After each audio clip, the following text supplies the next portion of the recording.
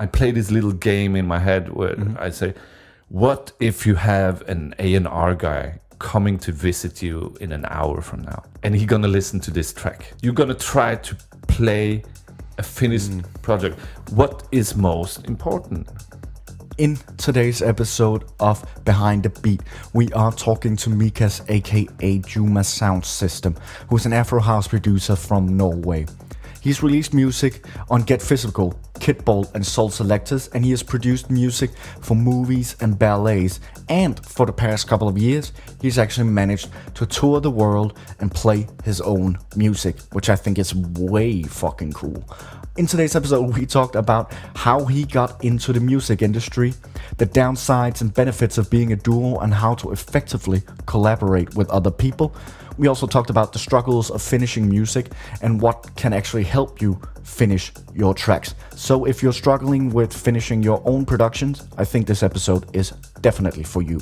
If you have a question for Mikas, then please feel free to ask it over on the YouTube video in the comment section below, or via the Facebook post with this video or this podcast included in the comment section below. And then in about 2 weeks' time, we will create a blog post over on nimsound.com with the answers to your questions included. So yeah, I think that's about it for now. A conversation with Djuma Soundsystem is coming up. You're listening to Nim Sound's Behind the Beat. My name is Kasper Stup, and this is the show that aspires to inspire electronic musicians to create music, to do better marketing, and gain an overall better understanding of how the music industry works. We talk to people who influence the scene and try to gain an insight into how they work and how they have succeeded. Hopefully, by the end of this show, you will have learned a few tricks of the trade that you can implement to help you gain success in your music career. This is Behind the Beat by Nim Sound. My name is Kasper Stup, and I bid you a very warm welcome. All right. So everything is in English from here on out. All right. Even though I know that you are a Nordic mate of mine. I am, yeah. Yes. You're from Norway originally. And you're still. I mean, you're still. I'm still Norwegian. I've been here a while in Copenhagen. Yeah. When did you move here? It's close to 20 years. 20 years. Yeah. Wow. So, exactly. It surprised me as well. I was like, I mean, it's already 20 years. Oh my god. I mean, I'm born in you've Denmark, been here 20 years. And I've been here for like 28 years now, and I'm like, why am I here? No, but that's another question I've been asking myself. Yeah. Can you let me know why you moved from Norway to Denmark way back in the day? I think we're talking 97 or 98 when I moved here, and I was an exchange student. Yeah. Yeah. You were an exchange student in Copenhagen? Yep. Okay. What did you... I was majoring in film and media. Film and media? Yeah. Oh, okay, yeah. You just told me before we switched on the cameras that you used to actually do interviews like this. Yeah. All right. So, growing up in Norway, how is that? How was it going to school there? How is it being from Norway compared to... Well, it's my only growing up ever, so I can't really compare it to anything. I mean, what I'm looking for is, of course, in a more music-related way. Everything was rainbows. Everything was unicorns and rainbows, man. Yeah, mostly. No, what I'm of course questioning here is, like, did you have any like musical training back in the days? Like, what I'm trying to figure out is how you got into... No, and no. No. Yeah. So you have no musical training? I have no musical training, and my parents are close to being music haters, I would say. Music haters? So my dad never listens to music. He had like 3 cassette tapes when I grew up. And my mom mostly listened to radio, like talking podcast radio. Yeah. Wow. Okay. And so I don't know where my love from music came from. I guess I was a little bit of I didn't have a happy childhood. No. Not really. So I guess it was my escapism, music, and I had a lot of music inside my head, but I never had any way to get it out, and I never played in a band or anything. So when I got an opportunity to DJ, that was sort of my half-ass way to be in touch with something that had to do with music. And later I did, like I told you, film and media. I had my own production company, and it's all sitting and moving boxes as well. Mm-hmm. So from there to producing music was less of a step, I guess. Yeah. But my DJing came quite early, and my production came a lot later, like at least 10 years later. Oh, okay. That's actually quite a long time. Exactly. Yeah. Yeah. I must have been like 15 when I started DJing, and my production started in Copenhagen, end of the 90s. Yeah. Wow. Yeah. So did it start out as the moniker Djuma Soundsystem, or did you produce something prior to that? I did a lot, but it started out as a duo with my partner in Djuma Soundsystem, Lars Bjarno. Mm-hmm. So we were both DJs, but we never tried producing at all, and we taught each other from scratch. So we started with making just DJ edits to be able to play something fresh, personal, and unique in the clubs, and it kind of took off a little quick and surprisingly, because we also made a lot of experimental electronica stuff. We kind of did that as DJs as well. We were part of something called the Norberg Festival. We helped start that off in the beginning, and I think the festival is still there. There's a lot of Danes doing it out in Sweden. And because someone heard about us through that, we were asked to produce music for a ballet. For a ballet? For a ballet. So imagine this, we never really made any music at all. Is Lars classically trained? Ooh. Not at all. Okay. Not at all. So the whole story is basically they had a ballet. It was sort of three acts, and one act in this ballet was James Bond themed. Yeah, a little lame, but it was the ballet master who directed it, and it was a prestige thing. And they thought they had the rights to do it, and then it turned out they did not. And the James Bond kind of copyright thing is very protected. Yeah, I could imagine. It's a brand. It's like a huge brand. It's a huge brand. Yeah. And they said no. 2 weeks, 1.5 weeks prior to the premiere. And they could not change that. So Lars were asked to come into a meeting, and they asked him, can you make ballet music for us in a week? And he's an idiot, so he said yes. If someone asked me, I would have been, I cannot make music at all. I should not do this. But that sort of optimism worked. So he came back to me and he said, we have a week to make classical music. And we said, let's do this our way. Mm-hmm. So it was sort of electronic meets classic music.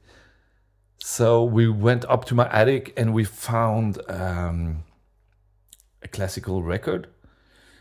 And we sampled it, and we used those samples and made two-step and drum and bass and trip hop and stuff like this, mixed with classic music, electronica, something.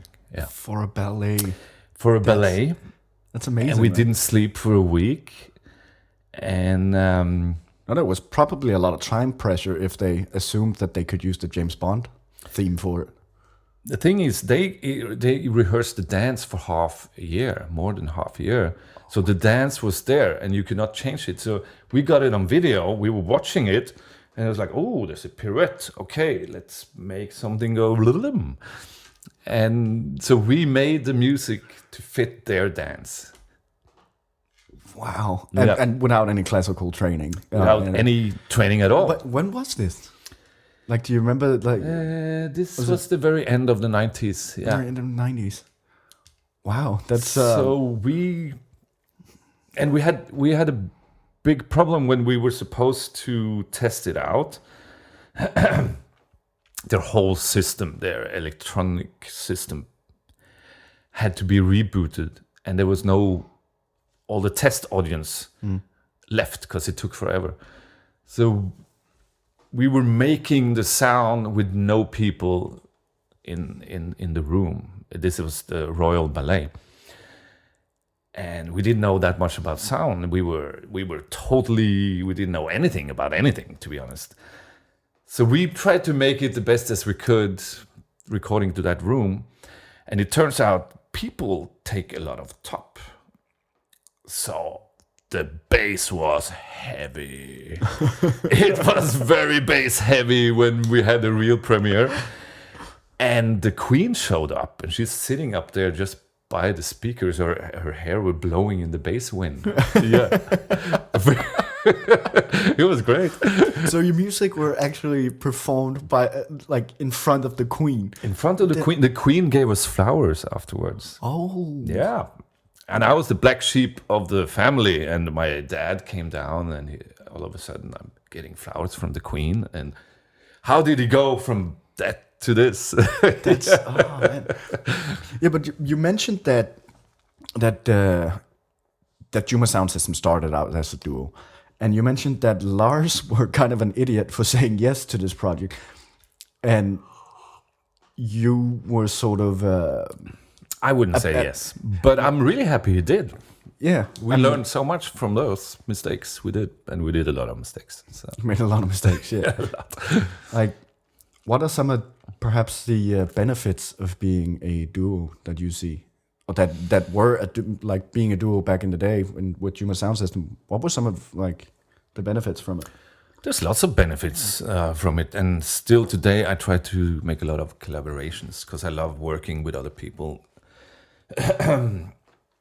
And it's if you talk with people and spend a lot of time getting to know each other, it's very time. It's quicker because you cannot sit there and trigger this and just tweak that and all the little details. Because the other person would just go like, "Hey, dude, are we gonna do something fun soon or what?" Yeah. So it's great for that. Yeah, I think that's the same thing whenever I produce music with Oliver, the other half of Nim Sound. He's way more like he pushes me to become quicker at doing things and not fiddle so much with like, okay, I'm gonna EQ here and use like hours of EQing. Yeah, I can totally relate to that. I would say I have two great tips when it comes to working with other people. Yeah. And one is spend a lot of time listening and talking about music before you start. Yeah. This may not it sounds a little counterintuitive because we should spend our time making music. Yeah. But actually, the more you do that and talk about what you want to do, more time you save in the actual process afterwards. You'll be surprised. Okay. And this is because music as a language to describe music is a subjective language. So you need to learn each other's phrases. Any word you can try to describe some sort of music with 3 words. Yeah, that is kind of hard. It can be deep or funky or whatever word you can come up with. Yeah. It means something for you that might mean something very different from another person. Yeah. And today making music, it's all about those choices you make. So if you know what you want, you make quicker choices. Okay. And the other hot tip I have is to be a little bit analytic.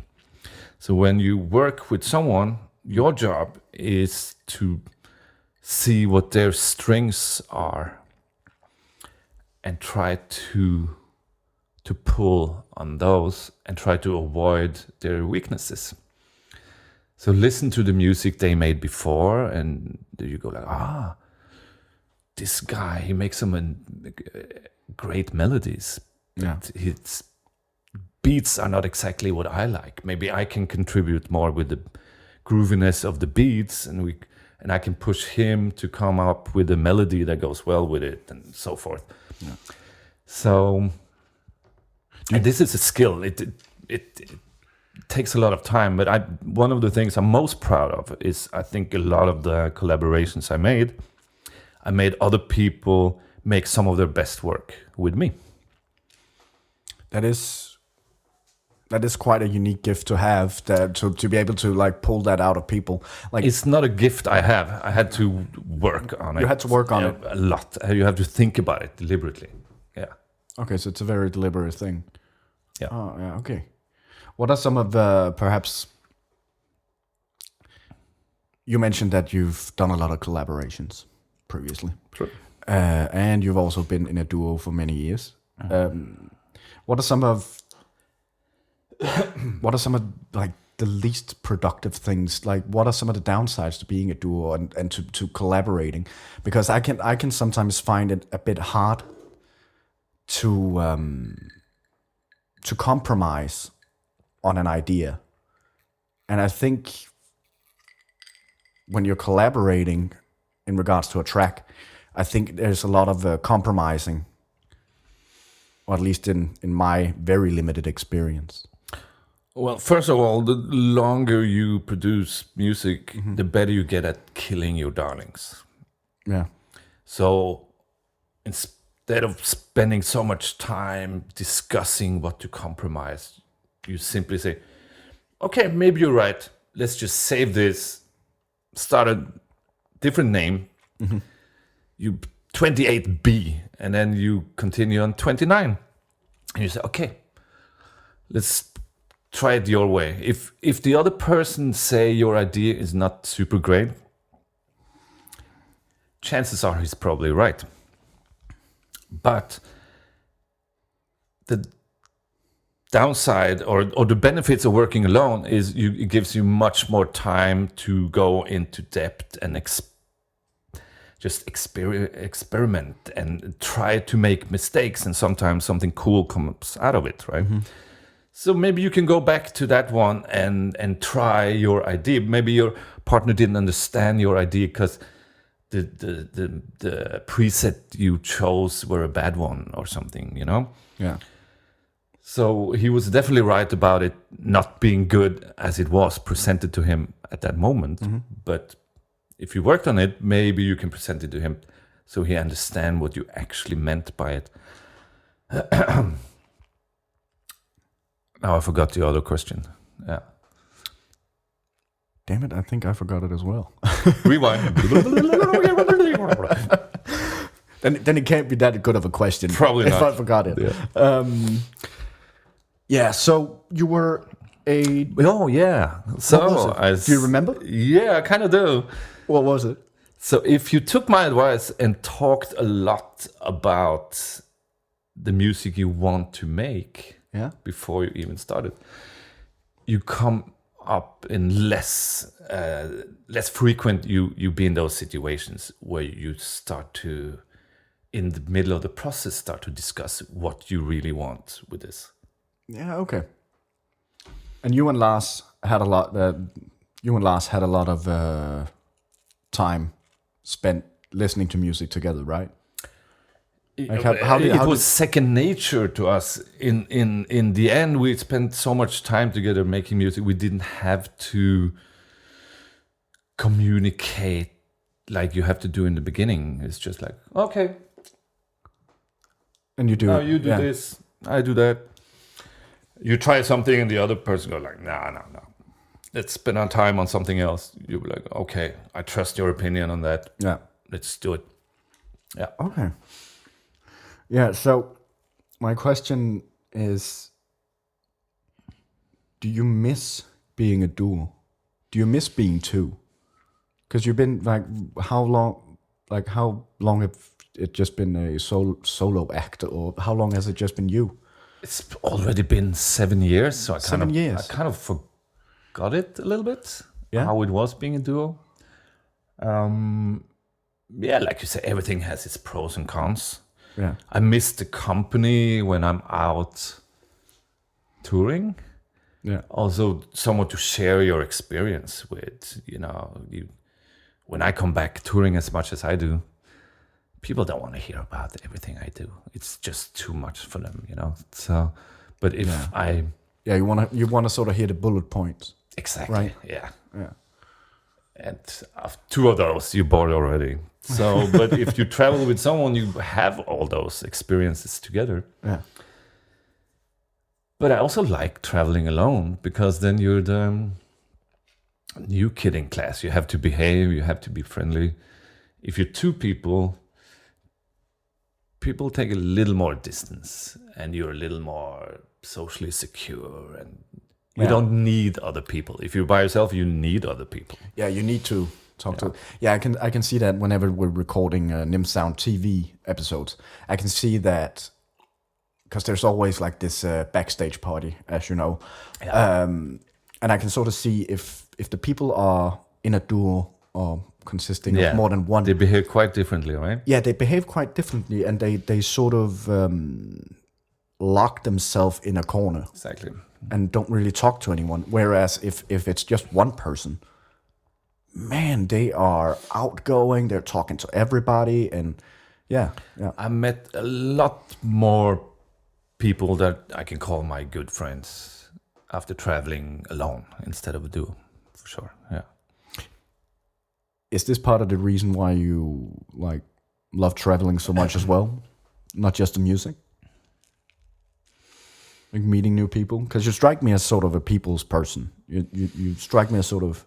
I'm both. You're both? I have to strive a little bit to be social. But yeah, I like being with people. But sometimes I need to lock myself away from everyone. Yeah. So quite often when I come back to Copenhagen, I don't even tell my friends that I'm here, just to fucking look at Netflix and do my shit for 2 weeks or something. Yeah, because the way I found out that you were back in Copenhagen were Culture Box posting a Facebook event with you headlining What Happens party. Yeah. And I'm like, okay, he might be back at that If point. it wasn't for that, I wouldn't know. I wouldn't know. You would probably pop up on someone's Instagram story or something like, hey, Mika's back in town. Baby. Yeah. How long did you travel for this time around? I was back here in Copenhagen last summer for a little more than 2 months. 2 months? But apart from that, I've just been touring for 2.5 years. Oh, 2.5 years. Yeah. That is quite a long time. It's quite intense. Yeah, to be on the road. Yeah. That's And even now that I'm back home, I spent 5 nights or something at home. Just since I came back here more than a month ago. Yeah. So I'm not home that much, even though this is my home, and it's gonna be like that for at least another 2 months. Yeah. So I'm way more away than home most of the time. all right. Yeah. But I look forward to just chill the fuck down a little bit. And I made a studio at home just before I left on this massive tour, and I haven't really even enjoyed it. You know, I just physically made it and left it there. You know. Yeah, I remember you asked on Facebook about these chains for speakers. Yeah. Did you ever find those chains? No. So you just have the regular mounts now. It would have been impossible anyway, because I treated the ceiling as well. Okay. So you can't. It's not solid enough to hang heavy speakers from it. So.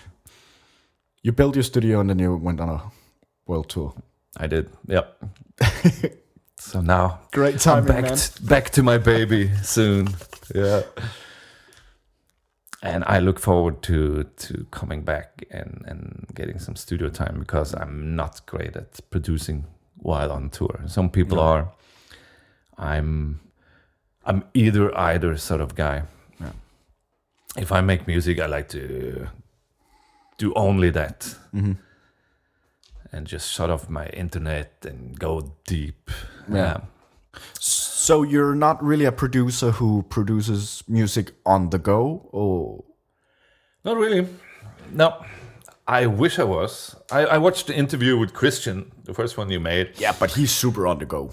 He's super on the go, and I wish I was that guy, but I'm just not. No. How does that coincide with you being on the road for 2.5 years and still managing to like produce music? It's fucking horrible, man. I have to do everything before I leave, or I have to team up with producers on the way that has studios and have enough time in those studios to finish it. While being on this tour, I was working on quite prestigious project for me. It kind of grew out of proportions a little bit. It was a mix compilation for Get Physical called Body Language, which usually is like a DJ mix, but they wanted more richly produced material and more material from me. And in the end, it was, I think, 16 or maybe even 17 new tracks, all by me or remixed by me, remixed by other people, or me remixing someone. So it's sort of like my album. And that mix, I liked it, but I felt it needed something to cool it down in the end a little bit. Like a final track. You know, it's just going up, up, up. Yeah. And I was like, this DJ mix would feel better if it was a track in the end that kind of summed it all up and took you down and it sort of make you remember the mix a little bit. Yeah. And the label was pushing quite hard for me to make that track. And I was like, but fuck, I don't have the time. I'm going to a deserted island for 2 weeks, literally a deserted island. Where was that deserted island? It was in Panama. In Panama. All right. Yeah. Sorry. Continue. and I was talking to my good friend Damien Müller, which I made some tracks with while being in Chile, in Santiago. And he said, dude, just fucking do it. He's that kind of guy that can make a track in a day. Oh, yeah, we talked about him. Yeah. And a bit like Christian, you know, don't think too much about it. Just do it, get it over with, bring in next one. And I was like, okay, I'm going to try to be a little bit like that. So I made this track on the beach on a deserted island. Yeah. And he said, make a sketch as good as you can, send it to me, I'll finish it in my studio. And that's what we did. Yeah. And that's the final track of the compilation album, Get Physical. It's actually the... What's that called? First track of the first EP. It's called Mame. Mame? Like the island. because that's where I made it. Makes sense. Okay, yeah. Yeah, I mean, I've just, like, for me, I can sometimes have a problem actually finishing a track, especially if I like don't have any deadline or anything. I can really struggle with knowing when a track is finished. Yep, everybody does. Everybody does. Do you have any tips? Like, how do you know that a track is finished? Do you have any? Is it like a feeling that you have? All right, it's done now. I can actually talk about these things for 6 hours if you want to. It's a very big question. Feel free. Do enlighten me. The thing is, I have a lot of theories about it, but I'm very bad at executing them myself. Mm-hmm. But I think what you have to teach yourself is to finish a project. And that's a skill on its own. And once you master it, it becomes natural for you. Mm-hmm. It's not natural for me, but it's natural for a Christian, for instance. Mm-hmm. And a track is never finished. You can tweak it and tweak it and tweak it until you die. Chances are it might be a little bit better, but not that much better. Mm. So if you see a lot of your favorite producers, sometimes their tracks are a little bit like, you'll be like, that sounds like they made it pretty quick. But the time you spend on making one track, that producer made 6 tracks. And his 6th track is much better than the first track will ever be. That is, yeah. I guess that's true. Yeah. Taking it back to, that's a question, we talked about that one day guy. Yeah. Don't you think that, my question is, putting out so many tracks and being able to put out so many tracks, do you think that this may, in some way, shape or form, neglect the actual quality or originality of the track? It's hard to say. It's not my method, personally. No. But I'm different. I like the process. Yeah. I love to go deep. Maybe I could have a kick drum that just worked for everything, but I'm quite geeky. I enjoy the process of finding and tuning the bass thing and finding physically a click and put it on there and then compress it and just to see how the sounds are manipulated in reality. And you kind of lose out on all of that if you just buy a sample pack. But I don't mind. There's nothing wrong with doing that. Mm. And sometimes I enjoy this process for myself, and sometimes it annoys the fuck out of me too, because I spend a lot of time on stupid shit people can't really hear anyway. Maybe my final kick drum will not be as good as a sample one anyway, so why do it? But it's, on a good day, it's fun for me. It's meditative, I think. Yeah. So you produce a lot of your own samples? I sample a lot, and then I sort of fix and tweak and stuff, and then I save it again, and sometimes I reuse them, and sometimes not. But I spend way too much time trying to invent the wheel every time. Yeah. Like I said, I love myself for it, and I definitely hate myself a lot for it. That makes sense. Yeah, I could imagine. But I think it can be a great advantage to get into the habit of finishing things. And I think when I really learned this was I met Skrillex in South Africa once. And I had to ask him because he makes a lot of tracks. Yeah. And I have the same problem as you. I make sketches and they're never finished. And I had to ask him, like, how do you do that? And he's like, that's just what I do. And I hated that answer so much. That is I couldn't accept it. I was like, there has to be a reason. Were you always like this? Did it start like that? And he's like, oh, well, come to think of it, it did start like that because I had a cracked software that you could bounce out of it, but you couldn't save your project. So when I started making music, I had to fucking finish the track, or I had to leave my computer on all night. And he had a shitty computer, so it usually burned down if he did that.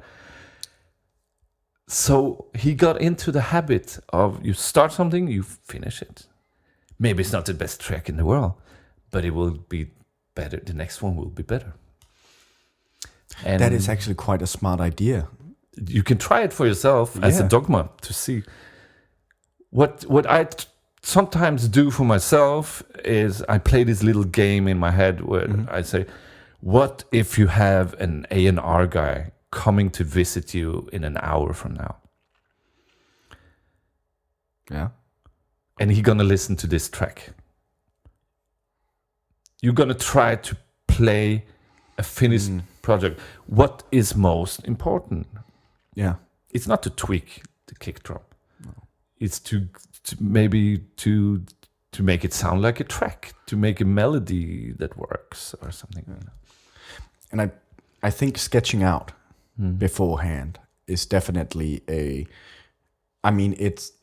it's taught me a lot and gotten me a lot closer to the process of actually completely finishing tracks.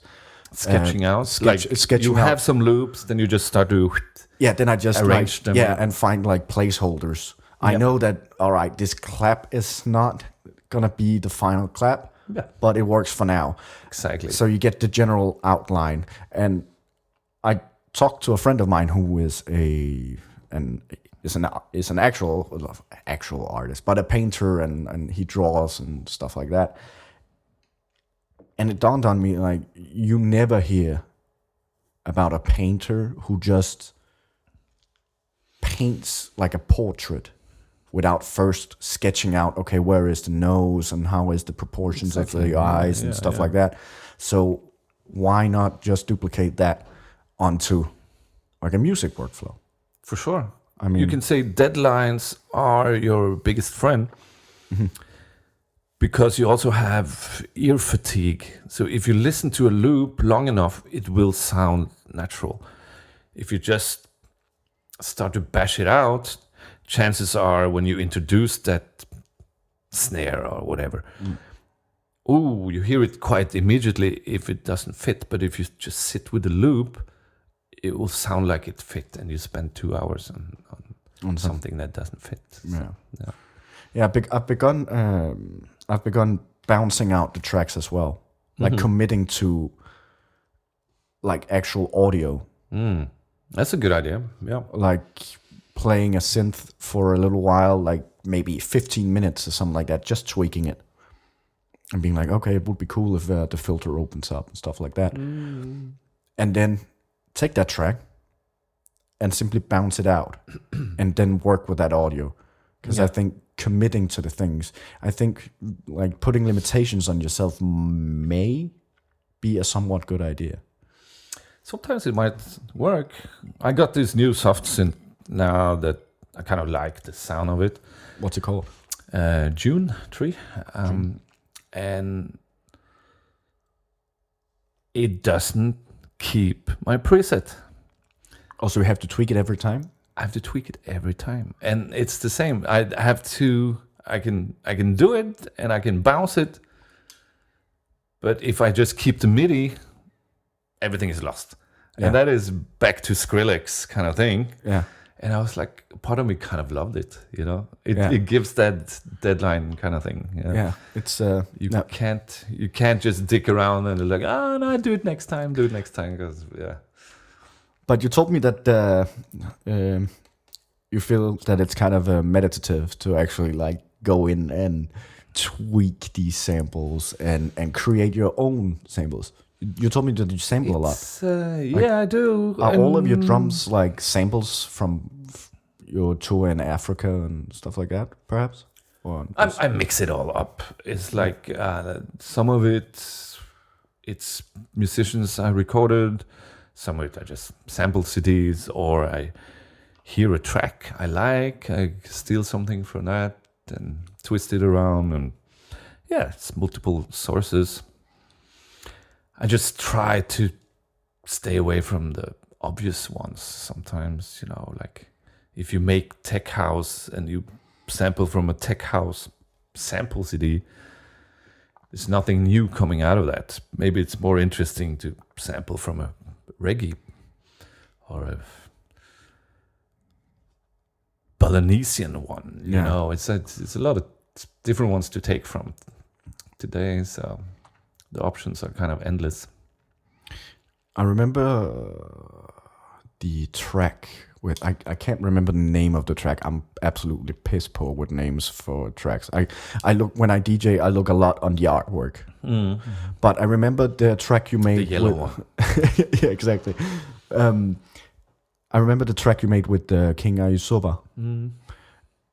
I asked about like how you made the drum loop because it's so fluent and you told me that it's not really a kick drum that you're using there, but it kind of sounds like it. Like, how do you go about like actually building a kick drum? Because I think it's super hard to build like a kick drum, for example. It's not really that hard. You can make it with a sinus tone pretty easily. It's just a very steep downwards pitch. Yeah, but I mean, how do you layer it with, for example, like a tom drum and then like some noise and like how do you go about that whole process? Because it's more than just like, I assume, a tom drum and a sine wave. It's different every time. It's like, if you can be a little bit geeky, usually you put the bass lowest and then you have the kick a little bit higher in frequencies. Yeah. But recently I've been catching myself doing more the opposite. So the kick is the deep bass, and the so-called bass is more mid-ranged and lies above.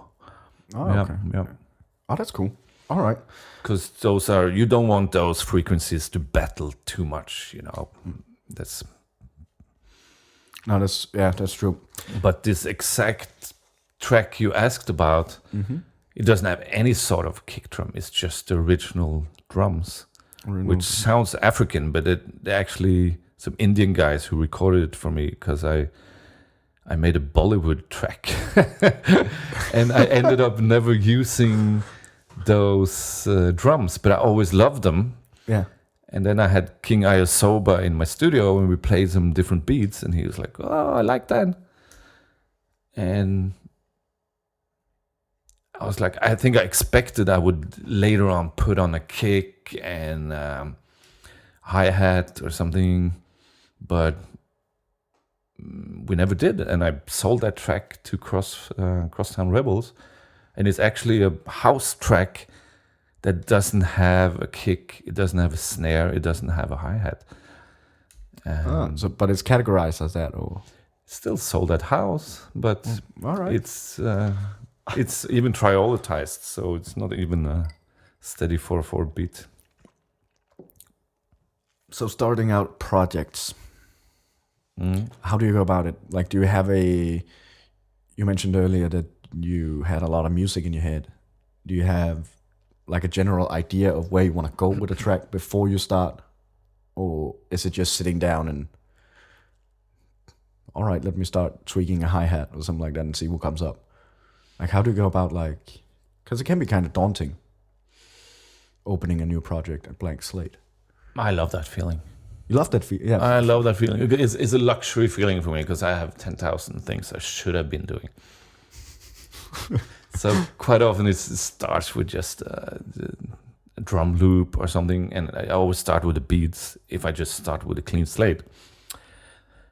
Or, as I'm not a musician, I can be out walking or somewhere where I feel inspired and something pops into my head, I just record it on my phone and I try to recreate it later.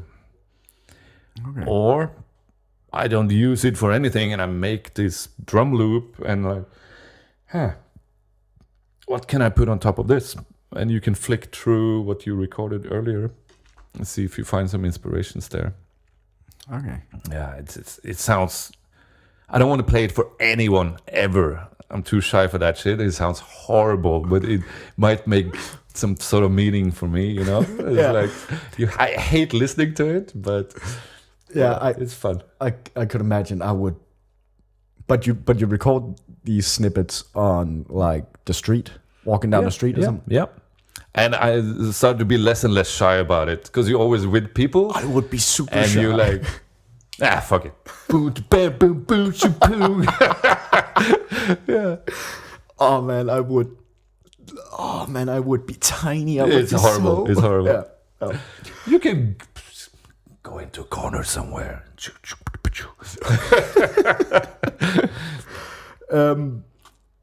I also remember talking to you a couple of years back about DAWs. Have you made the shift to Ableton yet, or are you still using that obscure old? Yep. You are. What's it called? Acid. Acid. And the weird thing is, after close to 10 years, they actually made a new one. Oh, they did? I haven't had time to test it. Yeah.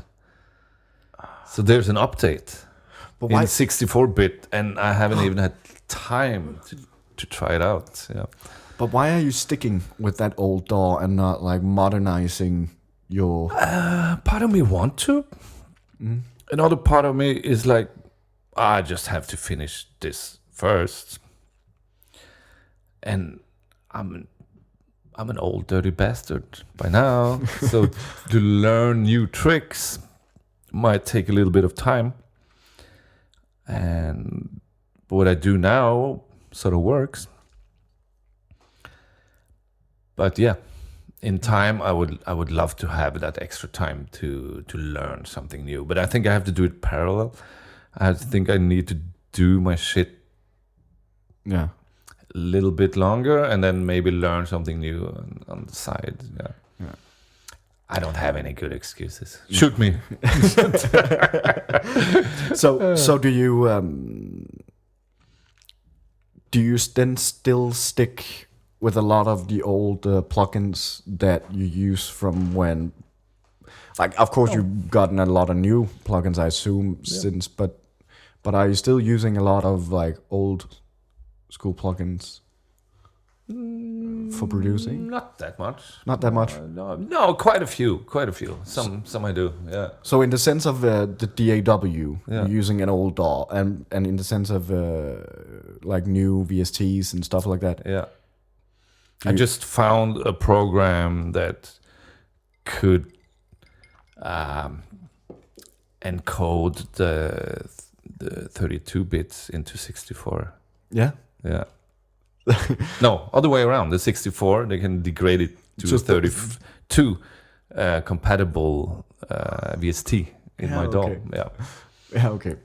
Yeah, because I remember I heard a talk with Noir, and he like buys as he told it, but he like buys synths all the time, like VST, new VST, new VST, new VST. Oh, and it's sort of those junkies. Yeah, it's sort of as soon as it sort of gets stale for him, he doesn't want to use it anymore, and then he finds inspiration buying new plugins. Gotcha. But he got quite a bit of money too. That's true. But like, and I've been using like Silent for like, I think it was one of the first VSTs I bought ever.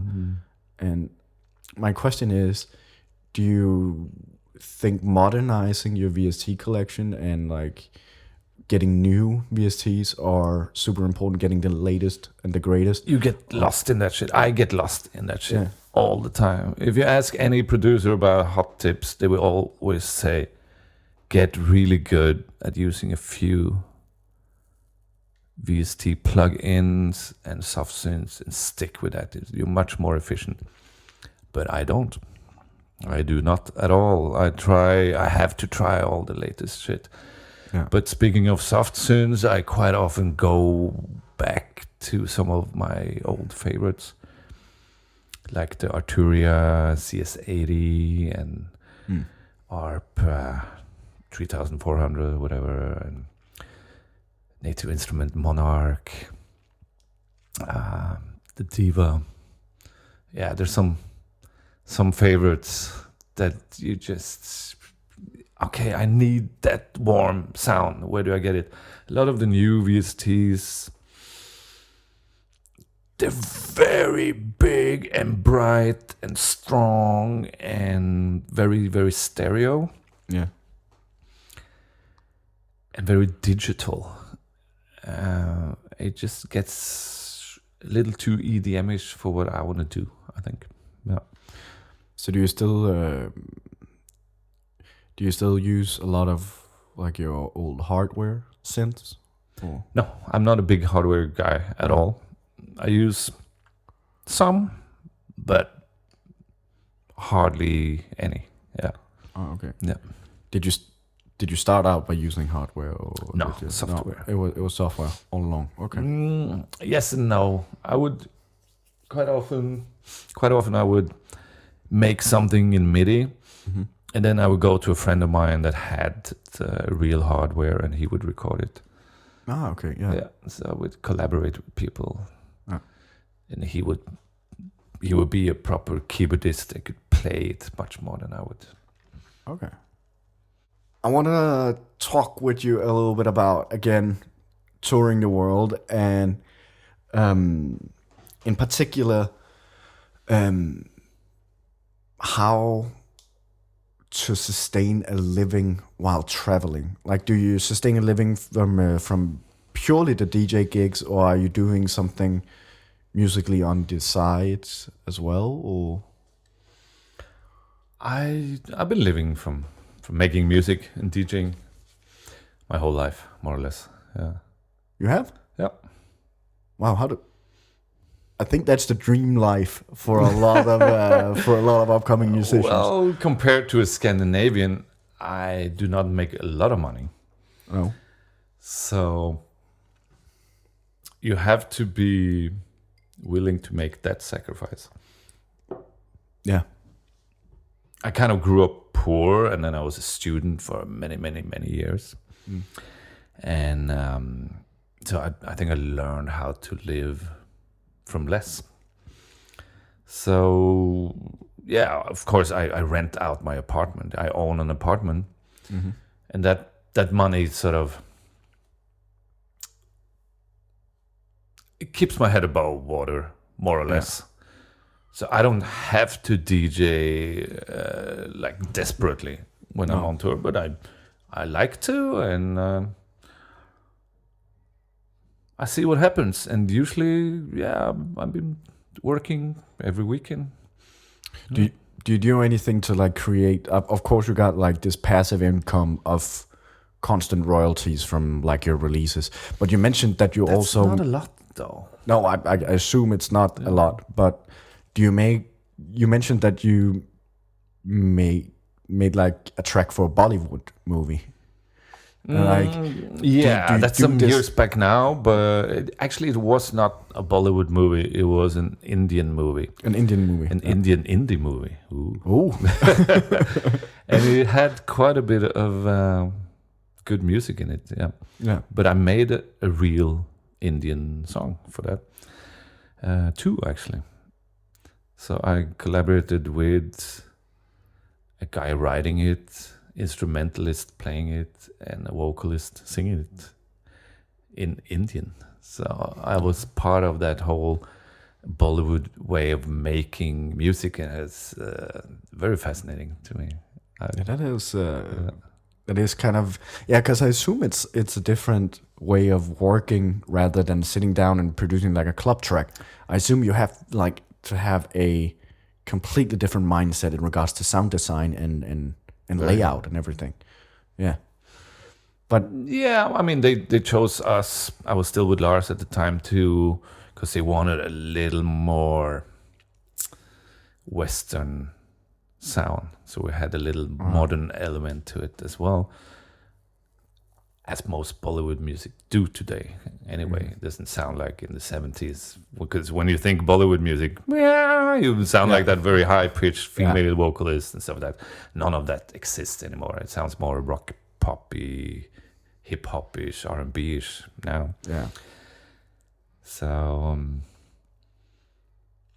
but it's a very efficient system. It's like you do your job, you do it well. Next, so these guys they write 100 songs in a year, or these artists these guys, the Bollywood is such a massive machinery.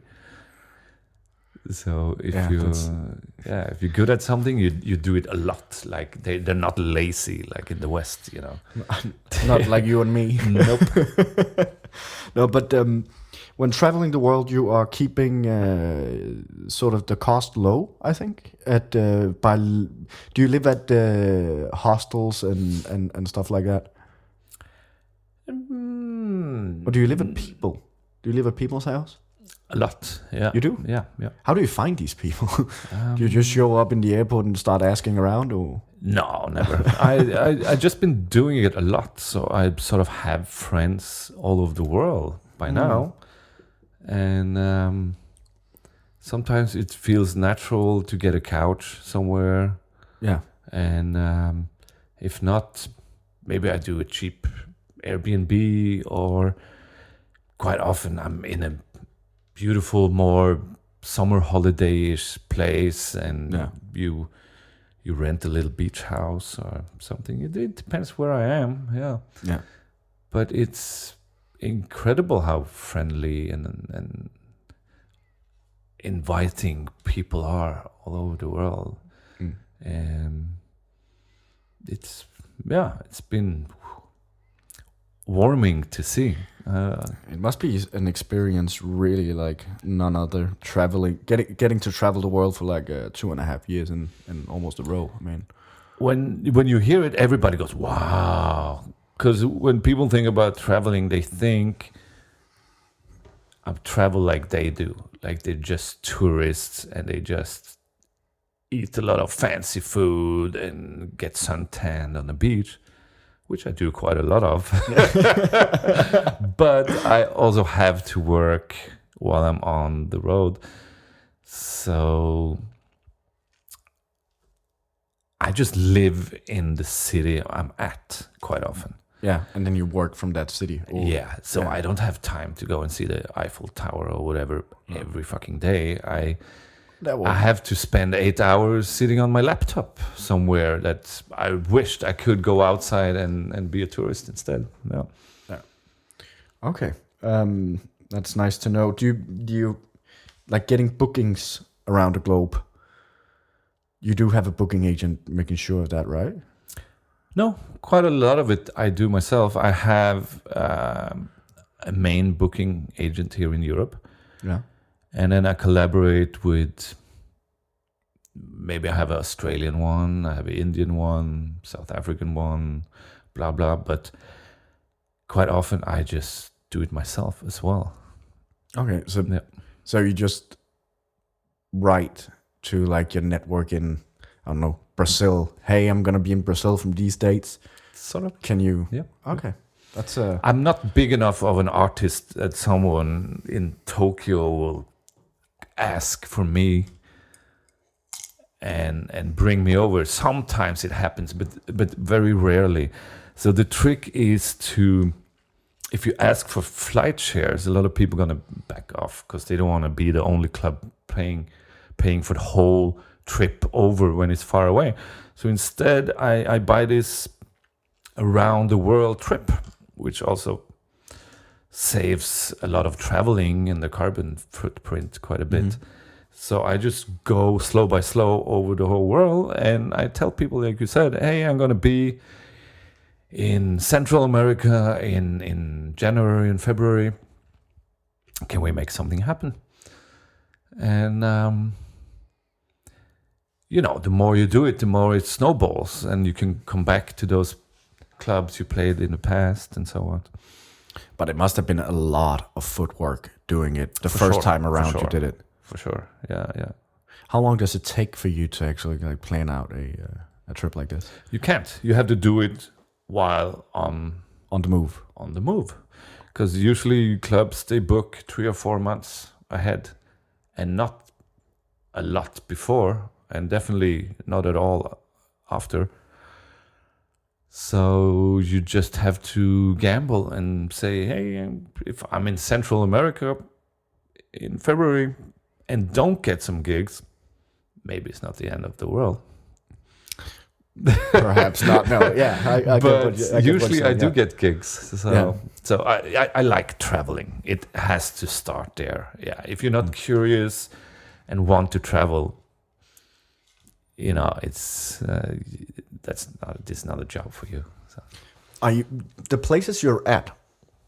Does this influence your sound? Does this influence like the way you make music, or the way the tendencies in what you strive towards in making music? Not that much. Not that much. Yeah, I just remember we spoke about. The what was it? Like this whole samba vibe and this whole Brazilian vibe in the music. Yeah. Anyways. Yeah, I mean, if you go to Africa, you feel some of that, and you hear something new, and yeah. Like when I make a track on a deserted beach, it's really hard to make a aggressive club banger, I guess. But yeah, I think the world is pretty global by now when it comes to our type of music. Yeah, it makes sense. Yeah. What you can be anywhere, and what you listen to is what you choose to listen to on the internet. So that's your inspiration. All right. Well, I actually have a few other questions, but we are somewhat running out of time. We have to make another one. If you can come back some other time, that would be absolutely wonderful. Yeah. I did this with Christian, and again, I wouldn't call it a tradition. It's the second time we're doing it. Twice is a tradition. Twice is a tradition. All right. I have to take my dick out? No. No. That's when the cameras are off. On that note, 3 quick questions. Ooh. Yes, no, and no. All right. That's it for today. Thank you for watching. No. All right. Are you ready? Number 1. Favorite plugin at the moment, and why?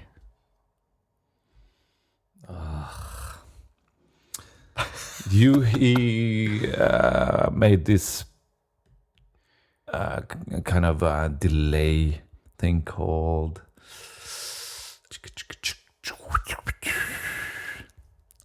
help me out here. Copy. I don't know. Copy color. Can I Google it? You can Google it, and we will make sure to link in the description and link everywhere for it. But that's your favorite plugin at the moment. There's delay plugin-ish. That's one of them. One of them. Yeah, it's hard to pick like one, but yeah, I get it. All right, second question. Color copy, I think it is. Color copy? From Yuhi, for sure, yeah. All right. We'll link to it. But second question. What did you wish you knew when you first got started in the music industry? Ooh, that's a solid one. Christian had a hard time. I think it's really great to don't quit your day job. Yeah. Have a plan B. That would make you sleep a lot easier at night. Because I've been making music full time, and that's a lot of pressure. I think if I'm going to do it all again, it would have been better in the beginning to not have that pressure to succeed and make money out of it. It's better to to just enjoy it and ease into it. Yeah, I think that would be one of my tips. That's a nice answer. I like that. Number 3. What's the best piece of advice you've ever been given? And this doesn't have to be music related. I'm trying to think of some of my big inspirations now. One single... Yeah, it's a tough question. Christian Nielsen had 2. I don't remember the first one, but the second one was from Scream. From Scream? Yeah, Scream. Yeah, that DJ producer from Britain. Okay. It was from... I forgot who it was. But anyways, it was Don't Be an Asshole. Don't be an asshole. Which is kind of a nice advice. That's a good advice. Yeah. Well, my teacher, my psychology teacher, he told me once, you should live like a happy idiot. Yeah. So I even put it as a motto on my Facebook. I guess it's profession or something. I put it as happy idiot. And I'm trying to live it. So that might be one of the advices that it meant most to me. Live life like an happy idiot. Yeah. That's nice. That's nice. I like that. There's some depth behind it, but yeah. And all right, since you're traveling the world so much, and we're kind of into the same music somewhat, and so a bonus question for you: can you recommend some talent to keep an eye out for? Like, who are you into right now? Yeah, of course. There's quite a few of those. And as we never even talked about that, but my music is kind of African inspired. Yeah. There's quite a few guys down there that I got into remixing me now. It's some called Team Distant that made a remix for me that I just been playing more or less every time I'm out DJing this last 3 months at least. And there's also a Brazilian guy on there called Mesomo. And I think he has a quite original sound that people still all understand. And he might blow up within the next year or so. Yeah. Okay. I like him a lot. There's Carenda Soul. Yeah, I heard about him. He's really doing some cool stuff at the moment as well. Yeah, that might be 3 hot tips. Yeah. Thank you for those hot tips. I will definitely check them out. Yeah. Do you remember your social media credentials so that you can let people know where they can hook up with you online?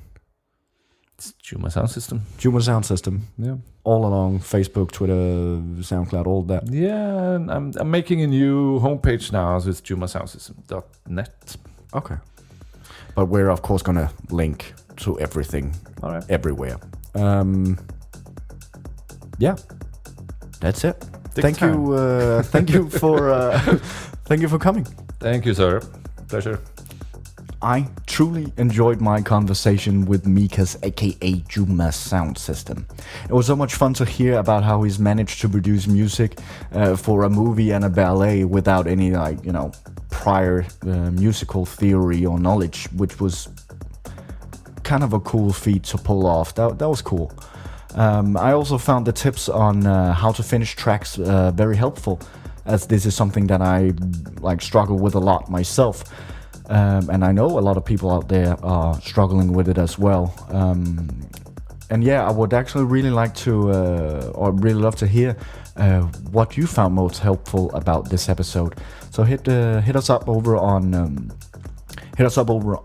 Instagram, Twitter, Facebook, YouTube, and all that jazz. And if you actually enjoyed the show and want to support it, please do subscribe and write a review over on iTunes.